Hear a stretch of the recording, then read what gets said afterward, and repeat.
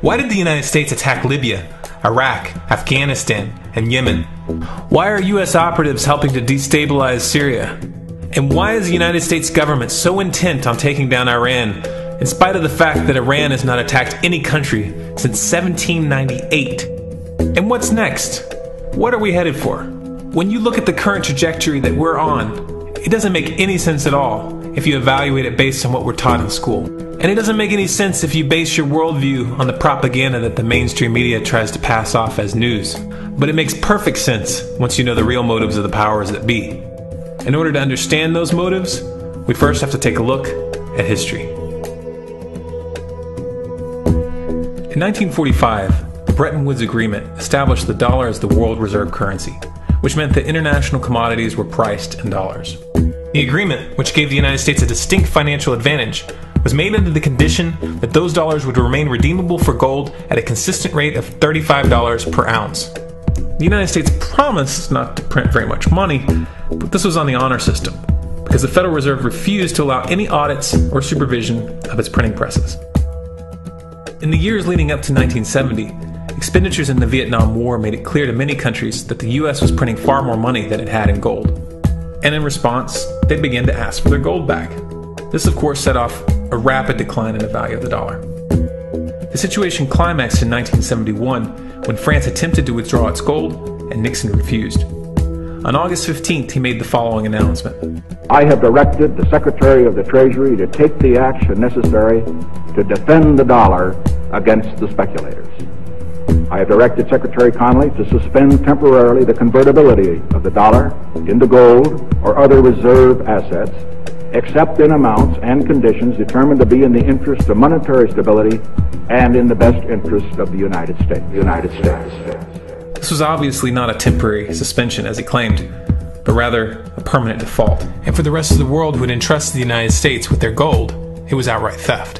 In 1973, President Nixon asked King Faisal of Saudi Arabia to accept only U.S. dollars as payment for oil and to invest any excess profits in U.S. Treasury bonds, notes, and bills. In return, Nixon offered military protection for Saudi oil fields. The same offer was extended to each of the world's key oil-producing countries, and by 1975, every member of OPEC had agreed to only sell their oil in U.S. dollars. The act of moving the dollar off of gold and tying it to foreign oil instantly forced every oil-importing country in the world to start maintaining a constant supply of Federal Reserve paper. And in order to get that paper, they would have to send real physical goods to America. This was the birth of the petrodollar. Paper went out, everything America needed came in, and the United States got very, very rich as a result. It was the largest financial con in recorded history.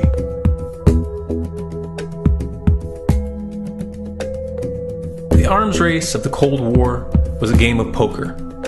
Military expenditures were the chips, and the U.S. had an endless supply of chips. With the petrodollar under its belt, it was able to raise the stakes higher and higher, outspending every other country on the planet, until eventually U.S. military expenditures surpassed that of all other nations in the world combined. The Soviet Union never had a chance. The collapse of the communist bloc in 1991 removed the last counterbalance to American military might. The United States was now an undisputed superpower with no rival. Many hoped that this would mark the beginning of a new era of peace and stability. Unfortunately, there were those in high places who had other ideas. Within that same year, the U.S. invaded Iraq in the First Gulf War. And after crushing the Iraqi military and destroying their infrastructure, including water purification plants and hospitals, crippling sanctions were imposed which prevented that infrastructure from being rebuilt. These sanctions, which were initiated by Bush Sr. and sustained throughout the entire Clinton administration, lasted for over a decade and were estimated to have killed over 500,000 children. The Clinton administration was fully aware of these figures. We have heard that 500,000 children have died. I mean, that's more children than died in Hiroshima. And you know, is the price worth it? I think this is a very hard choice, but we think the price is worth it. Miss Albright, what exactly was it that was worth killing 500,000 kids for? In In November of 2000, Iraq began selling its oil exclusively in euros.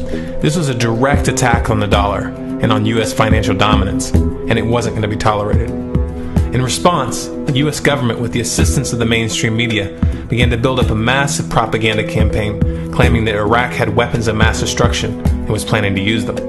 In 2003, the U.S. invaded, and once they had control of the country, oil sales were immediately switched back to dollars. This is particularly notable due to the fact that switching back to the dollar meant a 15 to 20% loss in revenue due to the euro's higher value. It doesn't make any sense at all unless you take the petrodollar into account. So I came back to see him a few weeks later, and by that time we were bombing in Afghanistan. I said, "Are we still going to war with Iraq?" And he said, "Oh, it's worse than that." He said, he reached over on his desk, he picked up a piece of paper, he said, I just got this down from upstairs," meaning the Secretary of Defense's office today, and he said, "This is a memo that describes how we're going to take out 7 countries in 5 years, starting with Iraq and then Syria, Lebanon, Libya, Somalia, Sudan, and finishing off Iran. Let's take a look at the events of the past decade and see if you see a pattern.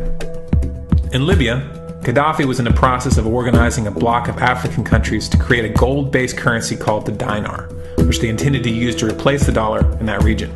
US and NATO forces helped destabilize and topple the Libyan government in 2011, and after taking control of the region, US armed rebels executed Gaddafi in cold blood and immediately set up the Libyan central bank. Iran has been actively campaigning to pull oil sales off of the dollar for some time now, and it has recently secured agreements to begin trading its oil in exchange for gold. In response, the US government, with mainstream media assistance, has been attempting to build international support for military strikes on the pretext of preventing Iran from building a nuclear weapon. In the meantime, they established sanctions which US officials openly admit are aimed at causing a collapse of the Iranian economy.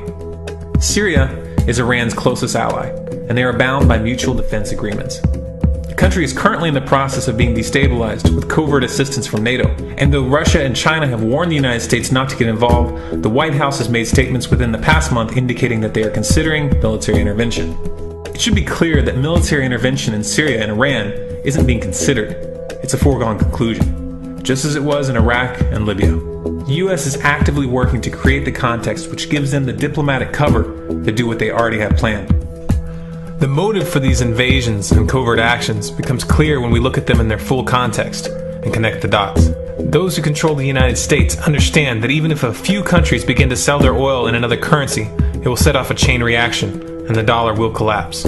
They understand that there is absolutely nothing else holding up the value of the dollar at this point, and so does the rest of the world. But rather than accepting the fact that the dollar is nearing the end of its lifespan, the powers that be have made a calculated gambit. They have decided to use the brute force of the US military to crush each and every resistant state in the Middle East and Africa. That in itself would be bad enough, but what you need to understand is that this is not going to end with Iran. China and Russia have stated publicly and on no uncertain terms that they will not tolerate an attack on Iran or Syria. Iran is one of their key allies, one of the last independent oil producers in the region, and they understand that if Iran falls, then they will have no way to escape the dollar without going to war. And yet the United States is pushing forward in spite of the warnings. What we are witnessing here is a trajectory that leads straight to the unthinkable. It's a trajectory that was mapped out years ago in full awareness of the human consequences. But who was it that put us on this course? What kind of psychopath is willing to intentionally set off a global conflict that will lead to millions of deaths just to protect the value of a paper currency? It obviously isn't the president. The decision to invade Libya, Syria, and Iran was made long before Obama had risen to the national spotlight. And yet, he's carrying out his duty just like the puppets that preceded him. So who is it that pulls the strings? Often the best answer to questions like this are found by asking another question. Qui bono? Who benefits? Obviously, those who have the power to print the dollar out of thin air have the most to lose if the dollar were to fall. And since 1913, that power has been held by the Federal Reserve. The Federal Reserve is a private entity owned by a conglomerate of the most powerful banks in the world. And the men who control those banks are the ones who pull the strings. To them, this is just a game. Your life and the lives of those you love are just pawns on their chessboard. And like a spoiled 4-year-old who tips the board onto the floor when they start to lose, the powers that be are willing to start World War III to keep control of the global financial system. Remember that when these wars extend and accelerate. Remember that when your son or your neighbor's son comes back home in a flag-draped coffin. Remember that when they point the finger at the new boogeyman, because the madmen who are running this show will take this as far as you allow them to. So how much time do we have left? It's a question I hear constantly, but it's the wrong question. Asking how much time we have left is a passive posture. It's the attitude of a prisoner who's waiting to be taken out to a ditch and shot in the back of the head. What are our chances? Can we change course? Also the wrong question. The odds don't matter anymore. If you understand what we're facing, then you have a moral responsibility to do everything in your power to alter the course that we're on, regardless of the odds. It's only when you stop basing your involvement on the chances of success that success actually becomes possible. To strip the ill-begotten power from the financial elites and to bring these criminal cartels to justice will require nothing less than a revolution. The government is not going to save us. The government is completely infiltrated and corrupt to the core. Looking to them for a solution at this point is utterly naive. There are 3 stages of revolution, and they are sequential. Stage 1 is already underway. Stage 1 is the ideological resistance. In this stage, we have to actively work to wake up as many people as possible about what is happening and the direction we're headed. All revolutions originate from a shift in the mindset of the population, and no other meaningful resistance is possible without it. Success in this stage of the game can be measured by the contagion of ideas. When an idea reaches critical mass, it begins to spread on its own and seeps into all levels of society. In order to achieve that contagion, we need more people in this fight. We need more people speaking out, making videos, writing articles, getting this information onto the national and international stage. And we especially need to reach the police and the military. Stage 2 is civil disobedience, also known as nonviolent resistance. In this stage, you put your money where your mouth is, or more accurately, you withhold your money and your obedience from the government, and you do everything in your power to bring the gears of the state to a halt. Practiced in mass, this method alone is often enough to bring a regime to its knees. However, if you fail at this stage, Stage 3 is inevitable. Stage 3 is direct physical resistance. Direct physical resistance is the last resort, and it should be avoided and delayed as long as possible. And it should only be invoked after all other options have been thoroughly exhausted. There are those who talk tough and claim that they will resist when the time comes. But what those people fail to realize is that if you are inactive during the first 2 stages and save your efforts for the last resistance, then you will fail. When the Nazis were moving door to door, dragging people out of their homes in Germany, that was the time to fight back physically. But due to the lack of ideological resistance and civil disobedience leading up to that moment, even an armed uprising would have likely failed at that point.